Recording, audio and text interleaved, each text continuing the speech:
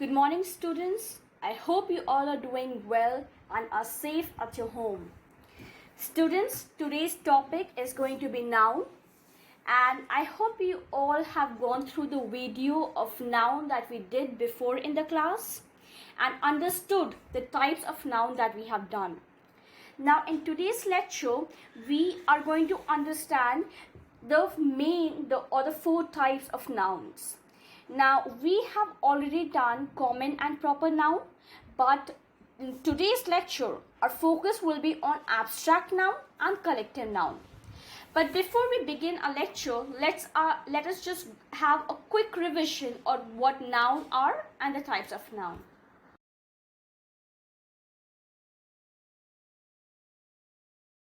So students, a noun is a word used to name a person, place, animal or thing. As you can see in the picture, we have person, we have animals, we have place, and when we have things. Now we are going to have a quick revision of the four types of noun that we have learned, and the last two are going to be described in a more elaborate way. But before that, let us just have a quick display of common and proper noun. So coming to the four types of noun, we have common noun, we have proper noun, we have abstract noun, and we have collective noun. The common noun is the noun that is common in itself. In the name we have it, something that is common, that indicates some common name, place, animal or thing. Something that does not have a specific identity, is not very specific or is not proper. So we name it the common noun. We are going to take few examples of common noun, like he is standing there. Now we don't know who is the he. Is he or someone's relative or whosoever he is? We don't know that, but he is standing there, so he is a common noun.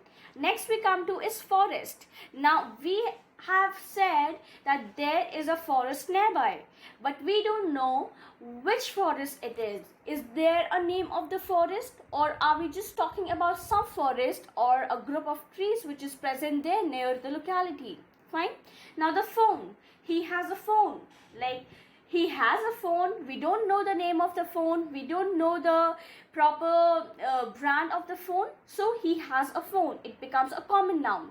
So I hope you have understood what common noun is. Coming to proper noun, which is the alternative of common noun, which is something that is proper, has identity of its own, is very important maybe. So it is, proper noun is something that names name a person, place, animal or things that are important, that have their own identities. Like, let us take for example the first one, Anita. Now Anita is a beautiful girl. We know which girl is beautiful. Her name is Anita and we know her. Fine. Then India is a big country. We all know what India is. India is a country that is known by everyone. So India has a proper identity. It is a proper noun. Then we come to Shera. Shera, let us say it's a name of the lion. So we all know Shera the lion.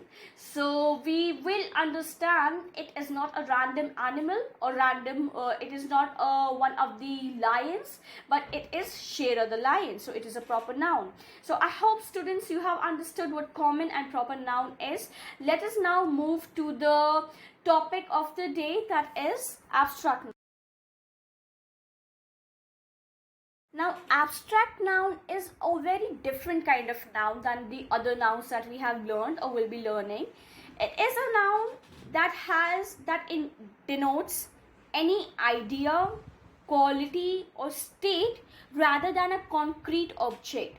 I mean, you cannot feel it. You cannot feel abstract noun, like the forest. You can go and touch it. Like the phone, you can go and touch it. So it is not a noun that can be touched. It is not an object. It is something in a mind. Fine. That is what abstract noun is. It is the noun that we think or feel, unlike other nouns. So with examples you will be able to understand this. Let us see. Now things that, what are abstract noun? Abstract noun are things that cannot be seen. You cannot see abstract noun. You can only feel them. That cannot be touched. That cannot be heard. That cannot be smelled. That cannot be tasted. Now you must be thinking, what is this abstract noun? Now students, with examples you will easily be able to understand it. Let us come to the examples here. Examples of abstract noun. Now in this picture, do you see a boy who is very happy, and with him only there's a boy who is sad? Now happy, tell me, can you touch happy? Now the feeling when you are happy, can you touch it? Can you see it? Can you see what happiness looks like? No. Can you hear happiness talking? Can you hear when you are happy? Can you from inside hear happiness talking? No. Can you smell happiness? No. Can you taste happiness? No. But it is something that you only feel. It is something that you only think. And that is what abstract noun is. Now, happiness. When you are happy, that is an abstract noun. He is very happy.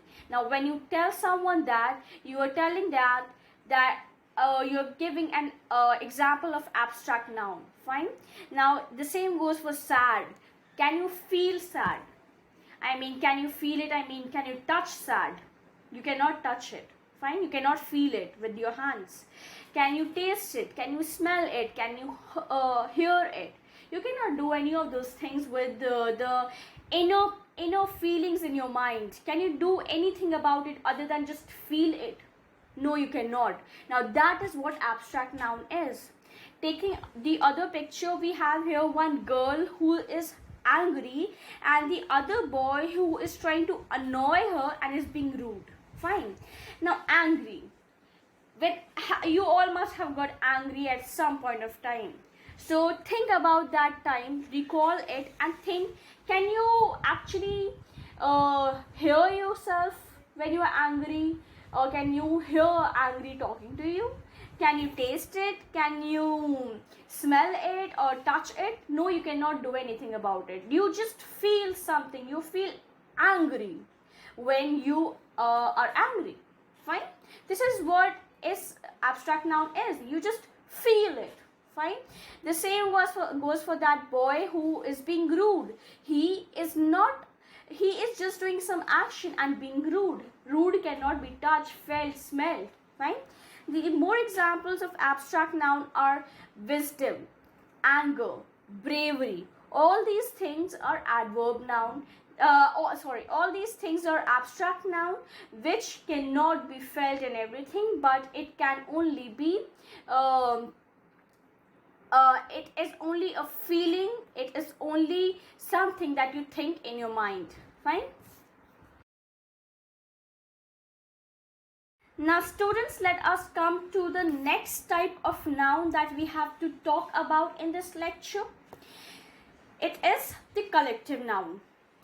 Collective in itself says something that is collected. Okay. Do you see many cows standing together? Do you see a lot of flowers together? Do you see a lot of people standing together? A lot of teachers together, standing together, students standing together, boys singing together. So whenever we have a group of something, we give them a proper name to it. We give a proper name. Now that proper name is called the collective noun. So we have a collective name given to something.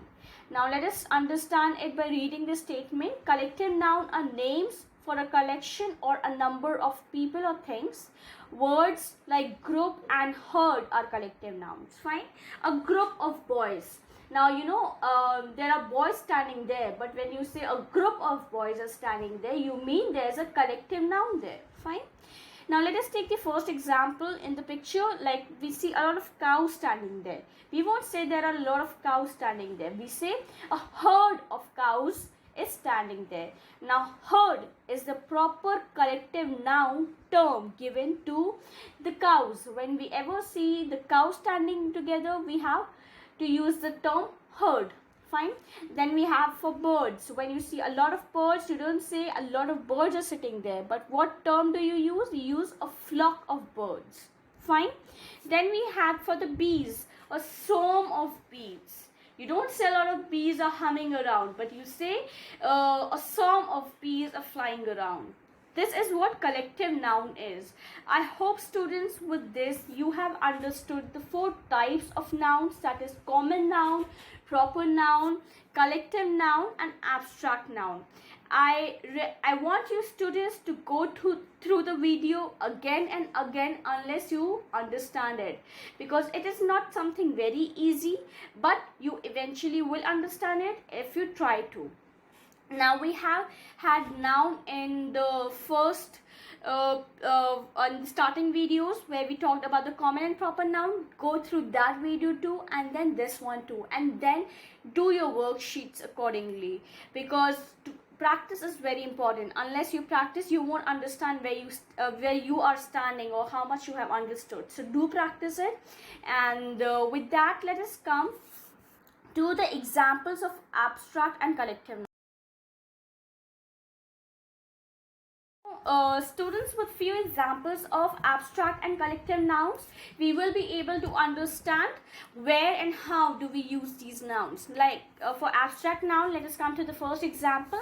I want to see justice served. Now justice is something that you cannot smell it, touch it or anything else. You can only have it in your mind. You think about it. I want justice.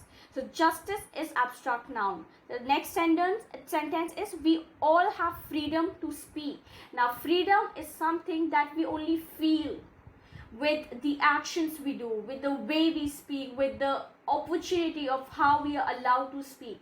Now it is freedom, which it is not an object that can be touched. It is not a thing that can be felt. It is not a food that can be smelled, but it is something that is in your mind. So it is one abstract noun.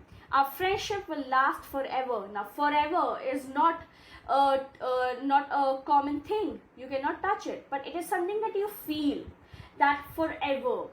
It is something you have in your mind. So our friendship will last forever. Fine? It is my pleasure to welcome you. Now pleasure, when you say someone, it is my pleasure to welcome you, you can only feel it. You feel happy, you feel the pleasure, and you tell them that it is a pleasure to welcome you. So it is not something, not like the other nouns, the common, proper or collective noun, that you can see it, touch it, feel it or something, but it is only in the mind. So you feel the pleasure.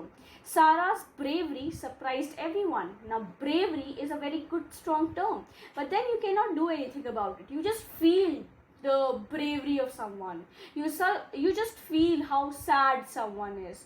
So these are the terms that we use for abstract noun, like justice, freedom, forever, pleasure, bravery. If you students try to sit and notice or understand these terms, you will realize that they are the nouns that cannot be touched or felt or anything, but they can only be that they are only there in the mind, something that you feel. So do come or make a list of more words like these, where you only feel it in the mind, where you have it only in the mind, you think about it, but you cannot do any other thing about it. So do come across these terms and try to use them in your daily life. You do use it in your daily life, but then you don't notice it. Try starting to notice it and purposely use it, so that your nouns become strong. Fine. Coming to the collective noun examples, we have a very huge list of collective nouns. So you have to go through all of them, and with time, you will understand the different types of collective nouns, the term used. But for now, here we have examples, so let us go through them quickly. Litter of cubs. Now cub are lion kids, so whenever you see them you say it is a litter of cubs. Then we have the choir of singers. Whenever there is a lot of singers around, you say it's a choir of singers. Pride of lions. There's a pride of lion in the forest. See, we have such good terms for collective noun. Herd of sheep. Whenever you see a lot of sheep around, you say it's a herd of sheep. Then we have school of fish. Now obviously we only don't have schools, the fish too have schools with them. So it is whenever a lot of fishes are there together, we call them a school of fish. Now we are done here with the types of noun. Do practice your worksheet and try to understand your nouns. Thank you, students.